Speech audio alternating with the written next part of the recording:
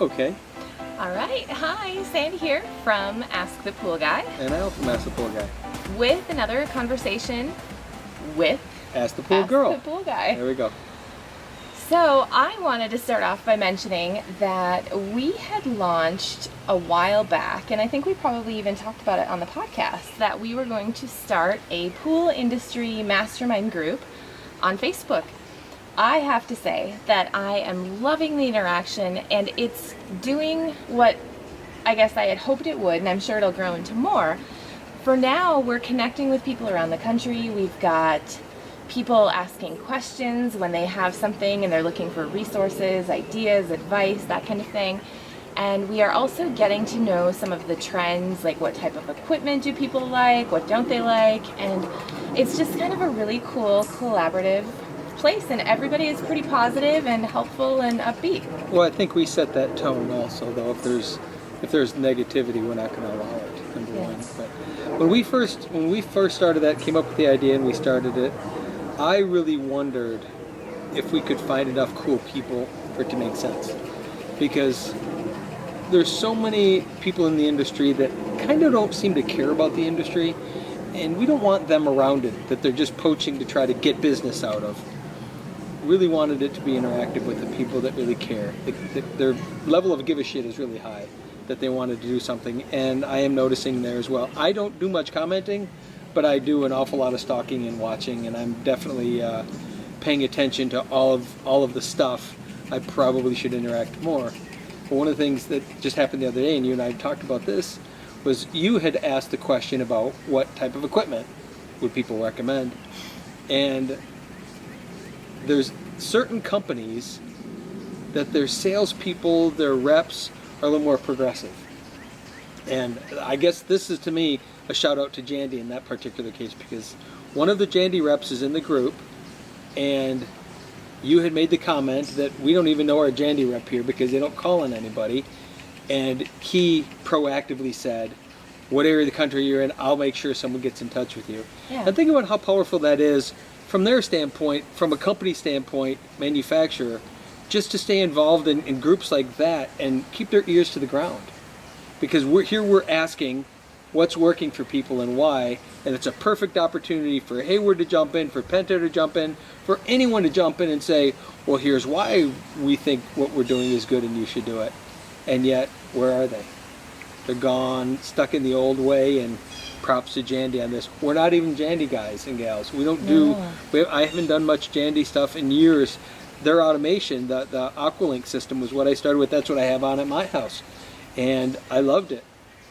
But we never got that interaction from the reps and things, but somebody obviously in the company is caring enough to get involved in groups like this and watch. And there's several hundred members in there now, and there's some interaction happening. But for someone to have their ear to the ground, listening to what's trending and what's wanted, I think was spectacular. That makes to me, that sense. was big. And if somebody was smart too, because there's people from around the US and in Canada that are posting, and we're talking about which equipment seems to be prevalent in that area, and I think that's a direct result of how much the reps interact in that doing area. the work. So if there's market share where there isn't much going on, that would be a wide open avenue to get in there and get interactive. Probably a good place for those managers that are managing the reps to look at, why don't we have market penetration here? It'd give them an opportunity to look at the rep and say, what is the rep doing or not doing? Yeah. And again, a little bit of an accountability thing. Because so. if you knew that there was this metric and way of measuring beyond asking dealers, instead just sort of listening into the industry, I think it's a pretty powerful thing. And that's that interesting part about social media. Definitely. It's a really cool thing. So I like it. I am glad that the group is so active. Some groups, and we've done a lot on social media in various platforms for a very long time. And I have to say that this mastermind group that we have is very active. There's people posting just about every day, multiple times a day from different people. Right.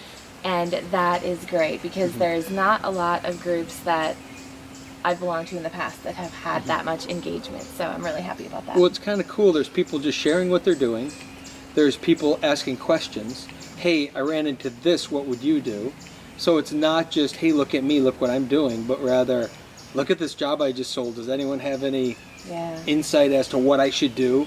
Well, and some of those obscure things too, like a Venturi jet fitting, like, hey, what would you do? Is there any replacement? Or there was just another question about a plastic light niche that the housing was broken. What would you do? So you and I had that conversation yesterday. Where else in the past would you have been able to get this information? And you were sharing what you used to do. The only thing that I could do, I know when I ran into situations and I needed to figure stuff out, the only thing I could do was literally wait for the show season, go to the show, take the classes of the people that I thought could answer my questions for me, hang around, wait around till after the class, and go, hey, would you mind if I ask you a question? I did that countless numbers of times because there wasn't the resource. There wasn't that ability to just go, hey, I have a question about, and one of my particulars was, I had a project where we were doing sort of a behind the spa, this like shear descent thing, and I needed to know how much water I needed to push in this to get a nice clear sheet. And I went right to the guy, and the guy goes, well, you need, 10 gallons per foot if it's this material, 8 gallons per foot if it's this, 15 gallons if it's this per foot, and then you calculate it out, you figure out what you need. And at that point, there wasn't just some resource out there. There wasn't a way of asking a question out loud. That was pre-website. That was pre, well, I mean, not completely pre-website, but pre-depth of content on the internet. Mm-hmm. Maybe, we would have had a website then, others would have had a website, but there wasn't that interaction, there wasn't that, how can I get to an authority and ask this question without paying a consulting fee and blah, blah, blah, blah, blah, which at that time I couldn't have and wouldn't have, I didn't think I could afford to do that. Yeah. But this is a way to just ask those questions out there, and someone's going to have good input. Mm-hmm. Yeah. We also did our last Facebook Live, speaking of reaching people around the country, when we were in Portland. We went out to Eugene and we were able to visit with David Owens of Owens Pools and go see one of his in person, which was great. So we did a little Facebook Live there. And that whole relationship came about because of Facebook as well. We were using Facebook, kind of posting what we're up to, and then along comes this guy who starts commenting on our stuff. And quite frankly, I didn't know how to take it at first. Like, we didn't really know him, and it was interesting. We liked that there were comments coming, but I didn't always know how to approach it. And then we got to meet him in person in Las Vegas at the industry show, and that was fabulous. He's, meeting him in person definitely solidified like the face to who's doing these commenting and things. Mm-hmm. And then we found ourselves in Portland, so we got to go visit. So that's also just kind of a neat way of connecting. Ways of making things happen like that. I think those connections are important, just to be able to connect in that way, and that's, again, part of social media. I had a conversation this morning with a guy, and we were talking a little bit about the difficulty of finding labor, the right labor nowadays, and how, there's different segments of our industry and others that are kind of challenged with who and when and why and that. And I was mentioning that with the millennials of today, who have lived their entire lives with social media and with the internet, expect that time. And I had jokingly said, about a half an hour per hour they're going to want to spend, interacting online while they're working. And there's no sense of immediacy or hurry because there's always time for that one more Instagram post or that one more whatever. And he was going, something. He was kind of going on and on, a little bit old school about it. And I said, we've done very well in the world of social media. So I completely understand its importance. And now with this new generation, we just have to understand that is a part of, and our industry needs to understand, that's a part of the industry moving forward, is the millennial belief system that they deserve that time to check that post or get one more post or do something. And, I found myself getting anxious at times watching on the job. Come on, we're in a hurry, we got to go. Oh, wait, and there's one more thing of what they're doing or whatever. And I was explaining to him that I've just had to grow accustomed to it, and there's nothing wrong with it because it's just not what I would have done. But we use social media and everything we do anyway, but I wouldn't use it in that way that a millennial uses it. But we're still productive, we still get work done, and allowing them that little bit of space makes it so easy for them to want to work for us. Well, the other thing it does too is when they have their phones so readily available, I ask everybody on the team to take pictures. So we get those action shots of this step and that step. And we could chase them around with a camera, which we have done and we still do. But some of that, just every day being able to glimpse a little bit of what they're doing is really good stuff. And it is really good when you pay attention to the heartbeat of that. It's when you big picture and look over it and go, wow, there's wasted time here, there's wasted time. There really isn't. They become more productive in doing what they're doing when you give them that 5 minutes to reconnect, to do whatever else they're going to do. Yeah. And I do know that that's a point of frustration with a lot of people in the industry, in all industries, is how do you deal with that? Yeah. And I think you deal with it by allowing it to happen.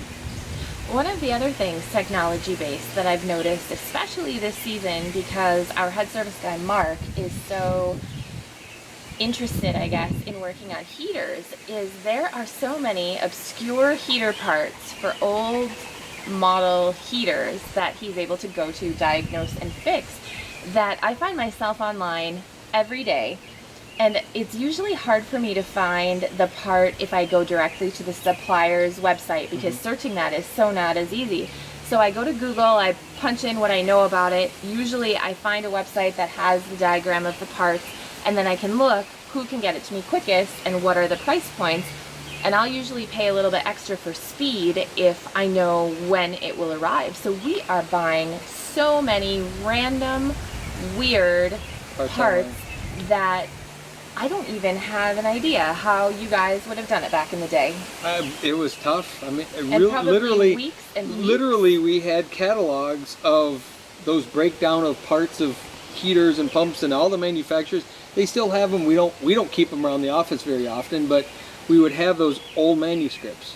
So if it was a heater that was out of date, you kept the book, because that way you could go back and find a part and track the part. How did you get the parts, and how long did it take? You have to call the supplier, give them the part number, see if they could find it, or fax them the drawing, point to the part. Remember all of that? Yeah, it wasn't faxing. quick. Yeah. It wasn't quick. What would happen is people would have to wait. And the bottom line is, we live in more of an instant world now than we did then, where people go, I want it fixed today or tomorrow or the next day. Amazon has allowed everyone to think in 2-day increments, because boom, you have it in 2 days, you can fix it. So people think that way about their heaters, pumps, filters, whatever. In the past, if there was a part and someone didn't want to replace the whole thing, they had to wait. If you had a pump and it had a weird capacitor on it, but they weren't going to spend the money to replace the whole pump, they waited for a week or two until that part came in and you could get out and fix it. And they just had to deal with adding liquid chlorine, stirring up the pool, and whatever. Today's world, and we're talking just 20 or 30 years ago versus today, no one would even imagine, what, you mean I have to go out and add chlorine every day and mix the pool, swim around in the pool to mix it by hand because my pump's not working? It just doesn't exist. But that's part of that mentality of the Amazon age, which is beneficial. You talked about all the little parts that you buy anywhere online, but look at how much pool stuff we buy on Amazon when it comes down to it. Yeah. Get it quicker than a supplier can get it, especially the obscure stuff. Usually cheaper than we can get it from a wholesaler in a lot of cases. Unfortunately. Or fortunately, I guess. It depends on how you look at it. Yeah. And, but that's a whole nother discussion right there. We have the expertise, though, to know what we're looking for. I think we have the advantage, and why we can use the system and use Amazon as a fulfillment is because we understand what we're looking for. I think it would be really difficult for a homeowner to use it in the same way. Yeah. Realizing they can probably get some stuff cheaper, but they really have to know what it is and know specifically and know the details, and so they're less likely to. Speaking of Amazon, that is something that I know has been kind of in the news in the pool industry, because when Amazon got more popular, or when any online store becomes popular, there's always kind of a contingent of brick and mortar or of maybe less progressive thinkers who don't really understand or don't like something. And I will tell you, just as a personal shopper, if I can avoid walking into a store, I do. Number one, it takes time. Number two, I go in there for one thing, I end up coming out with 50. That's just the way it goes, which is good for the stores, I'll grant you, but I like being a little more efficient. And the other day, I was looking back at the Amazon history that we have, and I can track back to my very first order was a book, which was The Science of Getting Rich by Wallace Wattles, one of the best and most profound books that I think I've pivotal read. book in our lives, Absolutely, yeah. pivotal. And philosophies in there that we still live by today. So I was able to look at my shopping history from that very first book. In the first couple of years, it was mostly books here and there. And then I remember the year that I figured out I could do Christmas shopping on Amazon. And it was delivered directly to me. I could think of exactly what I wanted. They shipped it. So that was really what got me interested in shopping on Amazon. And since there, I will tell you the account, I've been a Prime member, I think, since just about the beginning. Our shopping on Amazon exploded in terms of number of items and volume, but also more importantly, specialty things. I remember when we were doing the landscape lighting around pools, and we had a really hard time finding the light bulbs and the connectors and the different things to put the lights together. We had to drive 2.5 hours away to go to a specialty light shop. And then we discovered we can get that on Amazon, which That changed everything. Changed a lot. Everything. Think about that. I remember those first early low voltage lighting systems I did.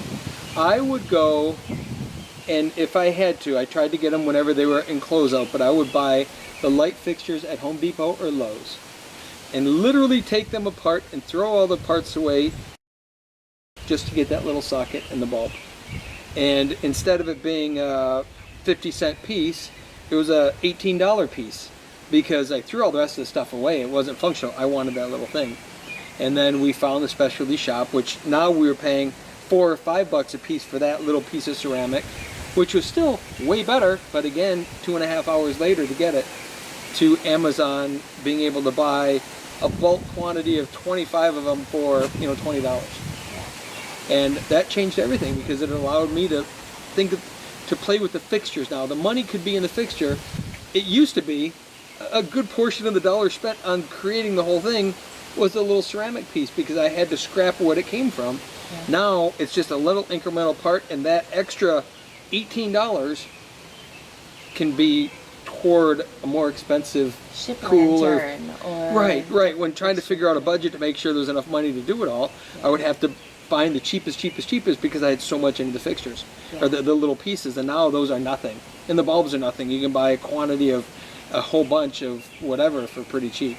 Yeah. And now LED makes it even better. But here's the other interesting thing for me, my journey with Amazon, and my ordering has become very prolific on that as well. Yeah. Because suppliers online supplying to Amazon, the third-party people, are always putting new product on there.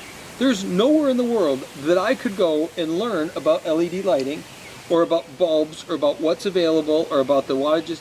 Nowhere in the world. I've searched everywhere that I could possibly find to get an instructional, here's what to look for, here's what's available, here's where you can buy it.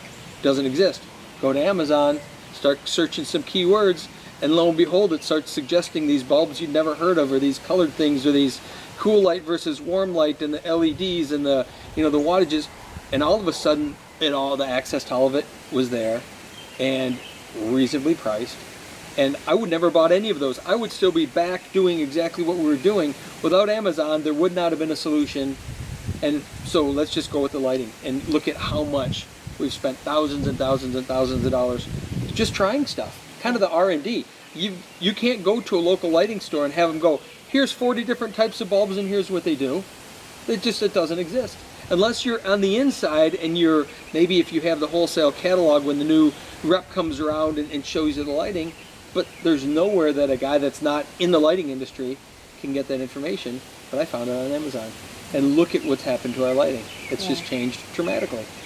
So if we look at that, especially if people are still not sure about it, although I think most people are catching up with it, when you can get those little pieces, it can enhance everything else you do. Mm-hmm. And if people have been relying on monetizing the little things or the commodity things, now there's the opportunity for you to get those and enhance your certain way in what you do or in the way that you deliver it or the way that you share information. So I think it's an opportunity to downplay the emphasis on kind of the parts, and instead of making it about the stuff, you make it about the experience or about the emotions, or there's just other ways. Here's a great just dollars example. As you're saying that, I was thinking about it. Remember I talked about the $18 fixture.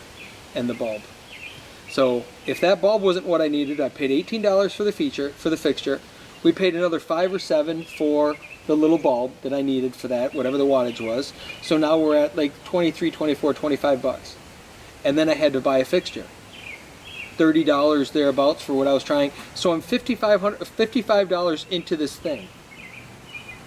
Which, you know, in terms of markup, let's say everything else being equal, I'm $55 into each one of the fittings before I've modified them and just raw material. Now I can get that fitting for 50 cents and I can get that bulb for $1. I have $54 that could go into the fixture. So think about just the difference in terms of, if all things being equal, I could put a lot more money into the cool factor, the customization. Yeah, instead of trying to find the cheapest things so that I could wrap it all together and make money at it. And now, and that's just a small example. Scale that way up to something else.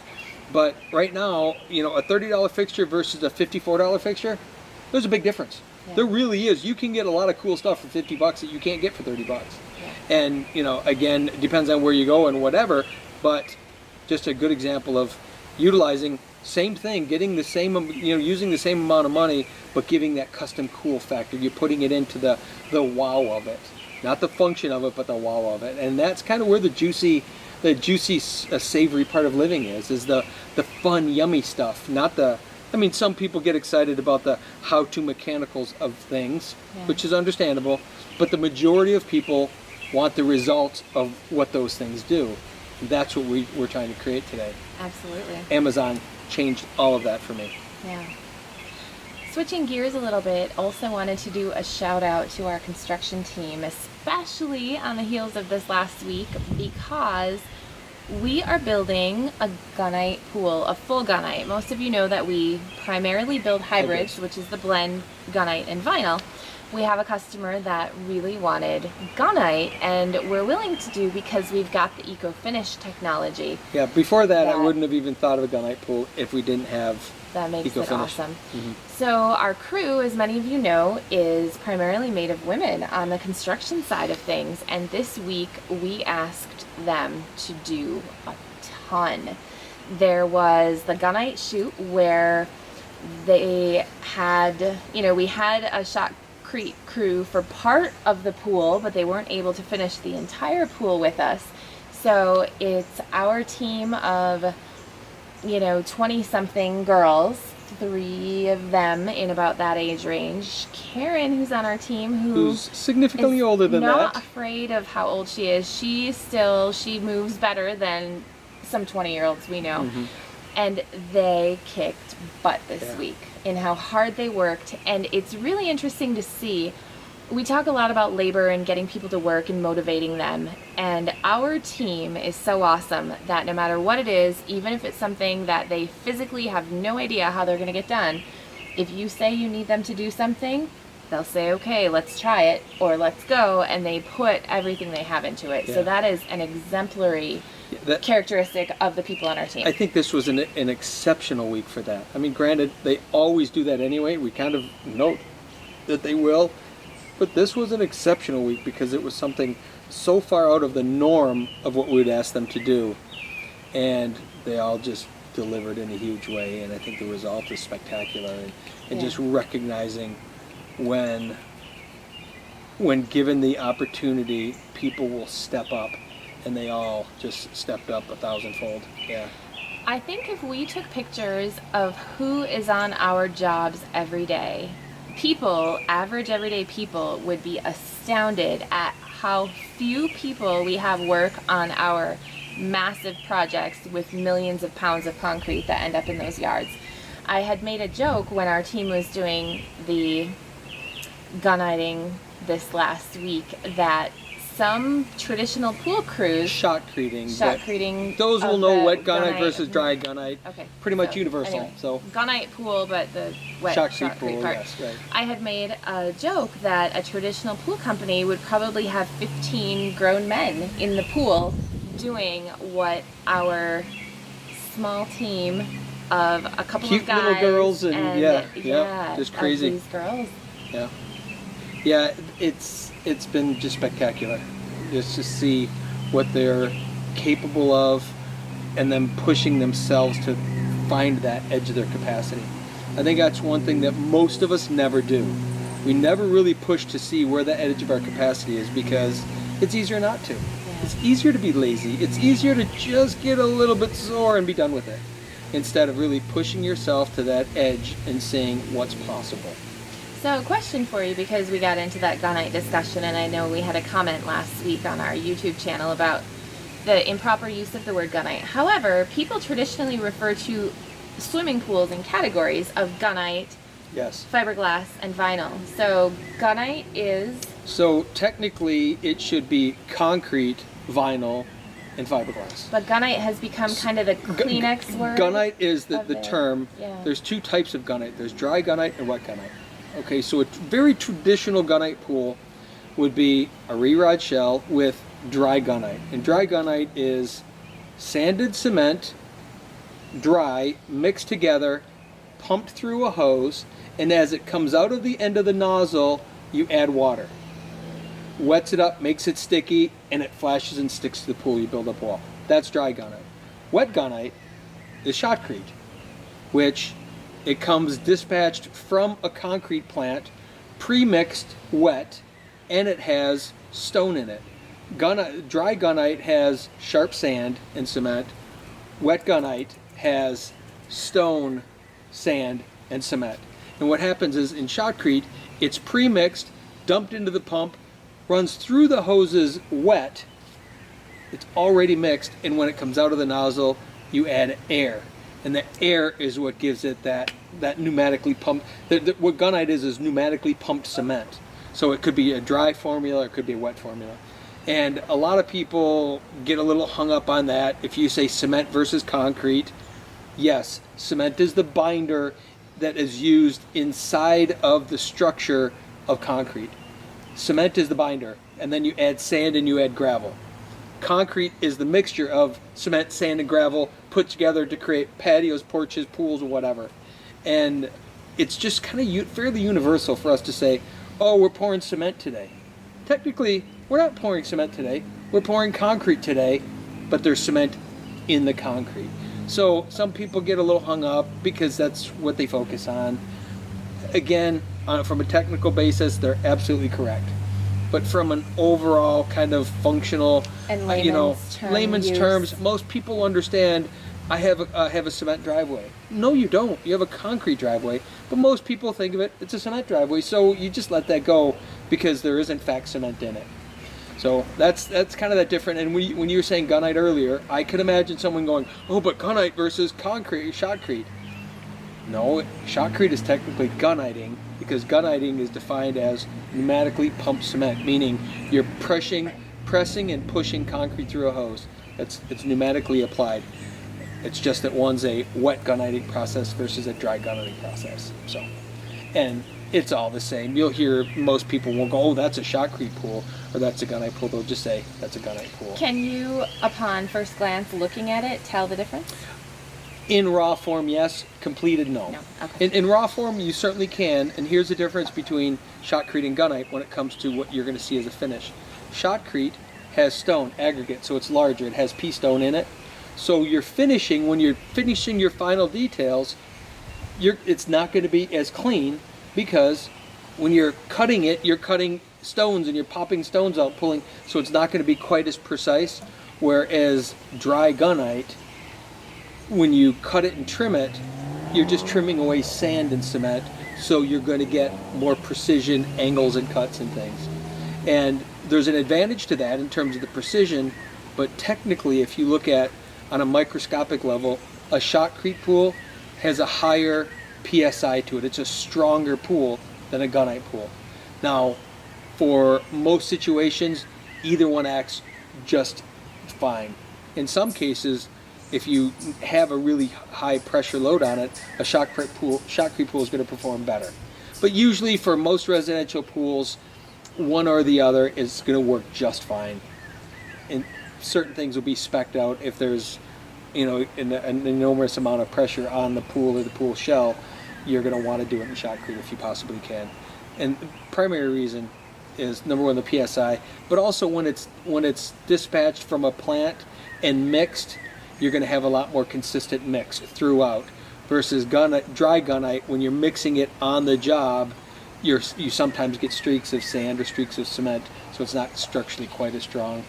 Is it enough to really sell on? I don't know. I know there's guys that do that. Well, but I don't do gunite, I do shotcrete, it's stronger. Technically it is. Is it enough of a stronger for a homeowner to really understand? Not unless they're a hardcore engineer who really needs to know the structure base, which that's kind of blown out of the water too, because all of the research is done in a controlled laboratory. If you get in the field conditions change everything. You can do one thing in a controlled environment and get a different PSI than using that exact same mix. When the moisture is different, when the temperature is different, when the whatever is different, because concrete is a living, breathing thing almost, that it's changing molecularly over time. It's curing over 20 years. So a controlled environment, it's easy to control everything. In a real work environment, you might have wind, you might have rain, you might have dry, you might have wet, you might have all those different conditions. The ground, a certain ground, sand is going to draw moisture quicker than clay, and so all those things go into play, and that's why I know I don't get hung up on the minutia details of this specific PSI versus this. We practice good placement techniques, and we know the product well enough, and I think that's really where people need to be, is instead of getting too lost in that, unless that's your selling distinction, which some people use it as that. To me, I wouldn't. Yeah. So long answer for all of that, but that's this big quagmire of blah blah blah blah blah, but that people get really hung up on in the industry and out of the industry because they don't know. I guess it's something that gives them meaning to talk about, I suppose.